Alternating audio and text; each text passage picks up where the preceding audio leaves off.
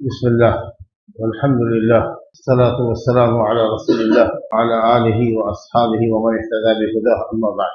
وعن أبي هريرة رضي الله تعالى عنه أن رسول الله صلى الله عليه وسلم قال: من كان يؤمن بالله واليوم الآخر فليقل خيرا أو ليصمت، ومن كان يؤمن بالله واليوم الآخر فليكرم جاره، ومن كان يؤمن بالله واليوم الآخر فليكرم ضيفه. رواہ البخاری و مسلم. ایک حدیث ابھی آپ کے سامنے پڑھی گئی، بخاری اور مسلم کی حدیث ہے، اور حدیث کی روایت کرنے والے صحابی حضرت ابو ہریرہ عبد الرحمن بن صخر الدوسی الیمنی ہیں، جو صحابہ کرام اور صحابیات میں سب سے زیادہ حدیث رسول کو یاد کرنے کا شرف رکھتے ہیں. اس حدیث کے اندر 3 جملے ہیں، 3 فقرے ہیں، 3 سینٹینس ہیں. فرمایا گیا، رسول اللہ کو فرمایا: من کان یؤمن باللہ والیوم الآخر فلیقل خیرا او لیصمت. جو اللہ پر اور آخرت پر ایمان رکھتا ہو تو اس پر لازم ہے کہ وہ جب بولے تو بھلی بات بولے یا چپ رہے. یہ ایک جملہ ہوا. دوسرا جملہ پھر ہے تکرار کے ساتھ: جو اللہ پر آخرت پر ایمان رکھتا ہو وہ اپنے پڑوسی کی ضرور تعظیم کرے، تکریم کرے، اور جو اللہ اور آخرت پر یقین رکھتا ہو وہ اپنے مہمان کی ضرور مہمان نوازی کرے. 3 تعلیمات ہیں اس کے اندر. اللہ پر ایمان رکھنا، یہ ہم سب جانتے ہیں کہ ہمارے دین کی اصل، اصول اور بنیادی بات. یہ ایمانیات کے بعد میں اس کی حیثیت اساس کی ہے، فاؤنڈیشن ہے. جن چیزوں پر ایمان لانا واجب ہے وہ سب پر ایمان کے لیے ضروری ہے کہ پہلے ہمارا ایمان اللہ پر. اللہ پر ایمان ہوگا جبھی فرشتوں پر ایمان صحیح ہوگا، جبھی آسمانی کتابوں پر ایمان صحیح ہوگا، جبھی رسول پر ایمان صحیح ہوگا، جبھی آخرت پر ایمان صحیح ہوگا. سب سے پہلے ضروری ہے کہ ہم اللہ پر ایمان رکھیں. تو یہ گویا کہ ایمان کے بعد میں اساس ہے، بنیاد ہے، فاؤنڈیشن کا پتھر ہے. ان تمام چیزوں پر جن پر ایمان باللہ کے تابع ہے. اور کہا گیا آخرت پر ایمان لانا، یہ بھی الحمدللہ ایمان باللہ کے تابع ہے. لیکن اس کا بطور خاص ذکر کیوں کیا گیا؟ اس لیے کہ آخرت، ہم جب آخرت پر ایمان رکھتے ہیں ہم تو ہمارے دماغ میں یہ بات آتی ہے کہ اچھا آخرت ہماری کب شروع ہوتی ہے؟ مردے کے بعد. تو اگر قبر کی زندگی اچھی چاہیے تو ہم کو یہ فالو اپ کرنا ہوگا. اگر قبر کے بعد حشر کی زندگی چاہیے، یہ جہاں بندوں کے اعمال کا حساب و کتاب ہوگا، اچھوں کو اچھے عملوں کا بدلہ ملے گا، بروں کو برے عملوں کا بدلہ ملے گا. یہ وہاں جنت ہے اللہ تعالیٰ کی اچھے بندوں کے لیے، بروں کے لیے جہنم ہے. تو جب آپ کا ایمان بالآخرت مضبوط ہوگا، اللہ پر ایمان کے ساتھ ساتھ آخرت پر ایمان آپ کا سخت ہوگا، تو آپ کے اندر نیکی کرنے کا جذبہ بیدار ہوگا. اب برائی سے آپ کو نفرت پیدا ہوگی، کیونکہ اللہ کے نزدیک آپ کو کل حاضر ہونا ہے اور اپنے عملوں کا حساب و کتاب دینا ہے، بدلہ لینا ہے. اچھا عمل کریں گے تو اچھا بدلہ، برا عمل کریں گے تو برا بدلہ. اسی لیے یہ بطور محرک کے نیک عمل پر ابھارنے کے لیے اور گناہ سے بچنے کے لیے گویا کہ یہ ایک محرک کے طور پر یہ انجن کا کام کر رہا ہے، تاکہ ہمارے اندر ان کاموں کو کرنے کی طلب پیدا ہو جو اللہ اور اس کے رسول کو پسند ہے. اس لیے یہ بات دہرائی جا رہی ہے کہ ایمان اور آخرت پر ایمان. اللہ پر ایمان رکھو جو تمام ایمان کی بنیاد ہے، تمام چیزوں پر ایمان کی بنیاد ہے. اور آخرت پر ایمان، حساب و کتاب پر ایمان، جنت جہنم پر ایمان، عذاب و ثواب پر ایمان، یہ تمہارے اندر عمل کا داعیہ اور جذبہ پیدا کرتا ہے. اس کے بعد آپ نے فرمایا کیا؟ پہلی بات کہ جب بولو تو اچھی بات بولو، نہیں تو چپ رہو. کیا 100 کی بات ایک جو کہتے ہیں لوگ، وہ یہ نبی کریم صلی اللہ علیہ وسلم کو اللہ تعالیٰ نے جامع کلمات عطا فرمایا تھا. آپ ہمیشہ مختصر بولتے تھے لیکن بہت گہرائی ہوتی تھی. سمیٹ دیا سب بات کو. آپ جانتے ہیں کہ ہمارے منہ سے جو کچھ بھی نکلتا ہے अच्छी निकले बुरी निकले, जिम्मेदारी के साथ आप बोले कि लहवो लईब में बोले, हंसी मजाक में बोले या सीरियस बोले, वमा यल्फिज़ु मिन क़ौलिन इल्ला लदैहि रक़ीबुन अतीद। हमारे आपके मुंह से जो बात भी निकलती है एकदम हाजिर बाश मजबूत फरिश्ता किरामन कातिबीन एकदम तैनात है, उसको नोट किया जा रहा है। सोचिए अगर इस बात का हमको मुकल्लफ किया जाता कि कागज लाकर तुम ही दो, ये तुम जितना कुछ बोलते हो, जो करते हो वो भी और जो बोलते हो वो सब नोट किया जाए, तुमको कागज ला करके देना है, इन फरिश्तों को अगर ला के देना है। तो आप सोचिए कितनी बात हम दिन भर में बोलते हैं, रात भर में बोलते हैं, कितना कागज का गट्ठर देना पड़ता है इन फरिश्तों को लिखने के लिए। आप अंदाजा कीजिए। उलमा ने कहा है, अल्लामा नववी रहमतुल्लाह अलैह फरमाते हैं कि अगर इंसान को कागज खरीदने का मुकल्लफ और पाबंद किया जाता तो आदमी पैसा बचाने के लिए कम से कम बोलता, कि कम बोले ताकि लिखना कम पड़े। जी, अब गरीब बच्चों को देखिए ना, जिनके पास कापी नहीं है तो किस तरीके से बच्चे एक एक वर्ष का लिहाज करते हैं, उसके माँ बाप ख्याल रखते हैं कि कापी जाए मत करो बेटा, बर्फ को फाड़ के मत फेंको, हम इतनी कापियां कहाँ तुम्हारे लिए मुहैया कर सकते हैं। आजकल स्कूल में देखते हैं ना, बच्चों का बस्ता कापियों से भरा हुआ होता। तो अगर हर बात को नोट करने के लिए फरिश्ता अगर यहाँ मौजूद है, बिल्कुल हाजिर है, मुंह से निकला नहीं कि लपक लिया उसने और नोट कर लिया, तो अगर कागज पर लिखने की नौबत आती और वो लिखते तो आप सोच सकते हैं कि आप कम से कम बोलते कि कागज कम खर्च। क्या बात कही। तो रसूल गिरामी सल्लल्लाहु अलैहि वसल्लम फरमा रहे हैं कि देखो अगर अल्लाह पर ईमान है तुम्हारा और आखिरत पर ईमान है तो जरा से ज़बान पर कंट्रोल रखो, पूरे कंट्रोल से। इमाम शाफी रहमतुल्लाह अलैह कहते थे कि बोलने से पहले सोचो कि क्या बोलने जा रहे, जो मुंह में आया बोल दिया। कहीं पर खड़े हुए कोई बात हो रही है ना, तो कुछ बोलना चाहते हो तो पहले सोच लो कि जो बोलने जा रहे हो इसका फायदा होगा कि नुकसान होगा, हमको नुकसान होगा या सामने वाले को नुकसान होगा। अगर नुकसान का पहलू इसमें है तो चुप रहो, लेकिन अगर तुमको लगता है कि नहीं ये बोलने से फायदा होगा तो फिर बोलो अल्हम्दुलिल्लाह, अच्छी बात है। और अगर अच्छी बात नहीं बोल सकते हो तो बुरी बात बोलने से या झगड़े की बात बोलने से, फसाद की बात बोलने से भाई अच्छा है कि खामोश हो, नजात पा जाओगे। कितनी सीधी सी बात है, कितनी लॉजिकली बात है, हर कोई समझ सकता है। हम लोगों की मुसीबत यह है कि हम बोलते हैं तब गौर करते हैं कि जा ये तो गलत बोल गए, तो अब तो जुबान से बात निकल गई है, तीर कमान से अगर निकल जाए तो वापस नहीं आती। तो जिस कदर बात आपकी कम होगी, कलाम आपका कम होगा, उसी कदर आपसे गलतियां कम होगी, अफसोस कम होगा, नदामत कम होगी, लोगों से सॉरी कहना, माफी मांगना कम हो। जो मुंह में आया बोल दिया, गाली दे दिया, सॉरी सॉरी। अरे गाली देने से पहले वो समझते कि क्या होगा इसका अंजाम, तो सॉरी कहने की नौबत नहीं आती। बहुत बड़ा अदब सिखलाया गया है इस हदीस के अंदर, याद रखो, समझा। अल्लामा अबू मोहम्मद इब्ने अबी ज़ैद अल-क़ैरावानी बिलाद अंदलुस में, मगरिब में, स्पेन में मालिकी मजहब के बड़े इमाम गुजरे हैं। उन्होंने कहा कि तमाम तर भलाइयों को नबी करीम सल्लल्लाहु अलैहि वसल्लम ने अच्छे आदाब और अखलाक को 4 हदीसों के अंदर बयान कर दिया। अगर वो 4 हदीस आपके सामने रहे तो दुनिया की सारी भलाई आपके अंदर आ जाएगी। एक तो यही हदीस कि बोलने से पहले सोचना है कि क्या बोल रहा है, अच्छा बोल रहा है कि बुरा बोल रहा है। और दूसरी हदीस ये है कि मिन हुस्न इस्लामिल मर्इ तर्कुहु मा ला यानी, अच्छा मुसलमान वो है, और यह मुसलमान के अंदर अच्छी सिफत ये है कि वो मामला जिसका सरोकार आपसे ना हो उसमें इंटरफेयर मत करो। बहुत सारी मुसीबतें मोल ले लेते हो, बात किसी की हो रही थी उसमें घुस गए, कोई बात बोल दिया पकड़ में आ गए, समझा कि। तो जो मामला जिससे तुम्हारा सरोकार नहीं है यार, क्यों उसके पीछे पड़ते हो।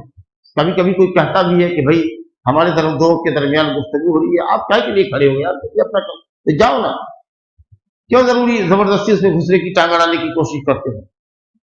तुमसे कोई मशवरा ले, कोई तुमसे पूछे, कोई कहे कि भाई जरा सुनिए तो हमारी इसकी बताइए तो इंसाफ की बात, हम कह रहे हैं कि ये कह रहा है।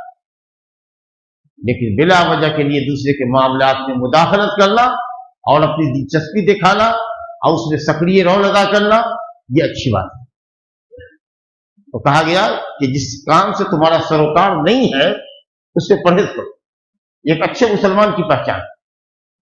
اور تیسری حدیث نبی صلی اللہ علیہ وسلم نے فرمائی، ایک آدمی آیا، اس نے کہا یا رسول اللہ وصیت کیجیے. وصیت، نصیحت نہیں، وصیت بہت خاص بات ہوتی ہے، بڑی تاکیدی چیز کو وصیت کہتے ہیں، تاکیدی چیز کو وصیت کہتے ہیں، بہت ہی اچھی بات ہو اور اہم بات ہو. اور یہ بھی اس آدمی نے کہا کہ مختصر کیجیے گا، وصیت کیجیے اور مختصر کیجیے. تو آپ نے ایک ہی لفظ فرمایا، لا تغضب، اپنے غصے پر کنٹرول رکھو. اب آپ دیکھ لیجیے اس کا فائدہ، اپنے غصے پر کنٹرول رکھو، غصے کو پی جایا کرو. زندگی میں بہت سارے امور آتے ہوں گے، کاروبار میں چلتے پھرتے کسی نے چھٹکی لگا دی، کسی نے دھکا لگا دیا، غصہ ہو گیا، کالر پکڑ لیا اس کا. کاروباری ہے، دکان میں ہے، کوئی گراہک آیا، الٹی سیدھی کوئی حرکتیں کر گیا، بس اس کا گریبان پکڑ لیا. بیوی نے کوئی بات ایسی کہہ دی، بیٹے نے بیٹی نے کوئی ایسی بات کہہ دی جس سے غصہ ہے، شارٹ ٹیمپر آدمی ہے، بیوی پر برس پڑا، بچوں کو اٹھا اٹھا کے پٹک رہا ہے، پٹائی کر رہا ہے. تو اللہ کے اچھے بندے وہ ہوتے ہیں جو غصے کو پی جاتے ہیں. کمال یہی ہے کہ اپنے غصے کو پی جاؤ. والکاظمین الغیظ، اندر سے شیطان ابھار رہا ہے، غصہ شیطان کی طرف سے آتا ہے، بولو مارو پیٹو، لیکن نہیں. والکاظمین الغیظ والعافین عن الناس، غصے کو پی گئے. جیسے پیاسا، اپنے پیاس کو دبا کے بیٹھے ہو نا، ابھی رمضان سے پیاس لگی ہوگی، دبائے ہوئی ہے، نہیں ابھی نہیں، وقت کا انتظار کرو، اس سے پہلے کتنا بھی پیاس لگو کہ نہیں پلاؤں گا. تو پیاس بھی اندر سے جو آتی ہوگی وہ ٹھہر جاتی ہوگی کہ بندہ پانی نہیں دے گا. اس طریقے سے اور لوگوں کو معاف کر دیا کرو، چلو جانے دو. تو آپ نے فرمایا لا تغضب، غصہ نہ ہو کا مطلب یہ ہے کہ غصے کو کنٹرول میں رکھو. جہاں غصہ ہونے کی ضرورت ہے وہاں ہوں گے. بچہ نماز نہیں پڑھنے آیا تو جا کے بگڑو گے نہیں، ارے نماز کیوں نہیں پڑھا، ایسے کیوں نہیں نماز کیوں نہیں لگایا، اوپر سے کماٹا اٹھایا، غصہ ہوئے، آنکھ لال پیلی کی، نہیں ماریں گے. آنکھ لال پیلی کی، بچہ ڈر جائے گا کہ میرے ابا اگر دوبارہ سے نماز نہیں پڑھے گا تو پٹائی کر دیں. اسی طریقے سے بال بچوں کے اندر یا کسی کے اندر بھی اگر کوئی خرابی دیکھو تو اس کی اصلاح کے لیے سمجھاؤ، نہیں سمجھتا ہے تو غصہ کرو. یہ انسان کی فطرت ہے.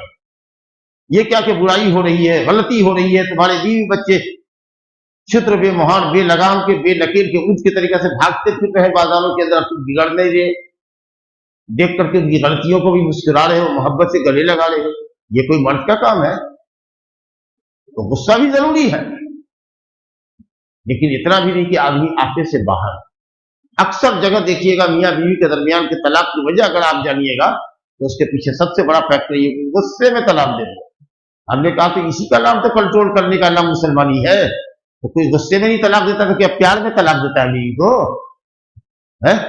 یہ کیا کہتے ہیں غصے میں طلاق دیا؟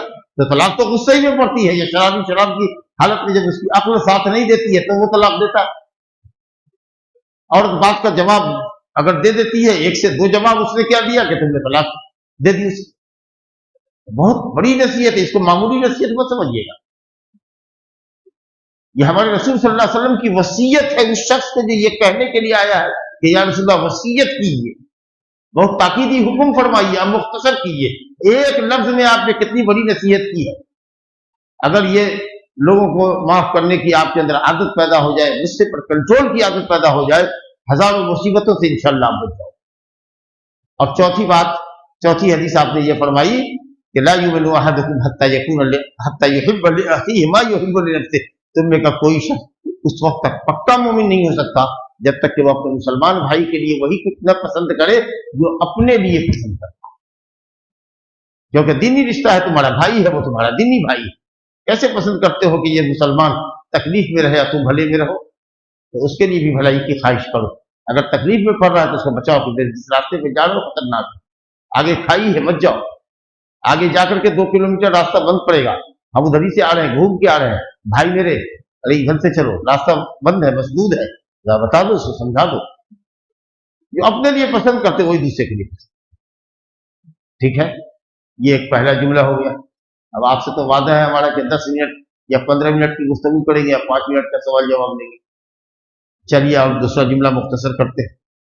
दूसरा सेंटेंस में नबी सल्लल्लाहु अलैहि वसल्लम फरमाया, मन काना युमिनु बिल्लाहि वल यौमिल आखिर, जो अल्लाह और आखिरत पर ईमान रखता हो वो अपने पड़ोसी की तकरीम करे, इज्जत करे। पड़ोसी की तकरीम क्या होगी? मतलब पड़ोसी को तकलीफ न दे, पड़ोसी को तकलीफ न दे। आपकी तरफ से आपके पड़ोसी को भलाई ही पहुंचे, बुराई ना पहुंचे। हर पड़ोसी ये समझ ले कि ये मेरे पड़ोस में है, हमारी तरफ से इसको भलाई पहुंचनी चाहिए, तकलीफ नहीं पहुंचनी चाहिए। हम थूक खखाड़ा इसके मकान पे न फेंके, हम कूड़ा इसके मकान पे न फेंके, हम पेशाब इसकी दीवार की जड़ में न करें, हम नाली इसकी तरफ न खोलें, हम कूड़ा करकट इसके मकान पे न डालें, हम इतना शोर शराबा न करें कि हमारे पड़ोसी को तकलीफ हो, परेशानी हो। वो 10 बजे 11 बजे सो रहा है, आप जाकर के 12 बजे उधम मचा रहे हैं, घर में शोर हंगामा कर रहे हैं। वो अगर कहे कि भाई हम सो रहे हैं, हमारे घर में बीमार है, आप कह रहे हैं कि नहीं मैं अपने घर में जो चाहूं करूं, तुम कौन होते हो? हटाओ, ले जाओ अपना घर दूसरे मोहल्ले में ले जाओ। यही होना चाहिए क्या? ये एक मुसलमान की शान होनी चाहिए। अगर काफिर भी रहे मोहल्ले के अंदर तो तुम्हारे अखलाक से तुम्हारी मोहब्बत इतना खुश हो कि ये समझे कि मुसलमान ये होते हैं, और हो ना हो किसी दिन वो कहे कि भाई हमको भी मुसलमान बना दो। इतना अच्छा दिन तो कहीं हो ही नहीं सकता। तो आपने फरमाया कि अल्लाह और आखिरत पर ईमान रखते हैं तो अपने पड़ोसी की इज्जत करना सीखें, पड़ोसी की इज्जत हो। और पड़ोसी 3 तरह के होते हैं। एक तो तुम्हारा मुसलमान पड़ोसी है और रिश्तेदार है, भाई है, भतीजा है, मामू है, इस तरह के लोग हैं। उनका 3 दर्जा है। एक तो कि पड़ोसी है वो, दूसरे के रिश्तेदार है, तीसरे के मुसलमान है। 3 हक है उनका। एक पड़ोसी है, मुसलमान है, पड़ोसी है, रिश्तेदार नहीं। 2 हक है, पड़ोसी है, मुसलमान है।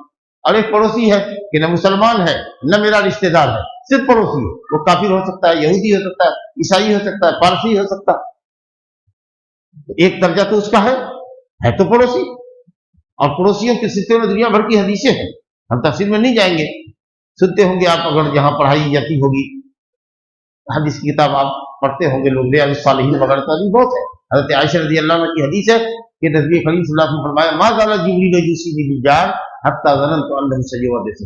जिब्रील अमीन इस कदर पड़ोसियों के साथ हुस्न सलूक से पेश आने की ताकीद करते थे, यूसीनी यहाँ पर देखो वसीयत है, इतनी ताकीद करते थे कि हमें तो ये लगने लगा कि कहीं पड़ोसी के माल का वारिस न बना दिया।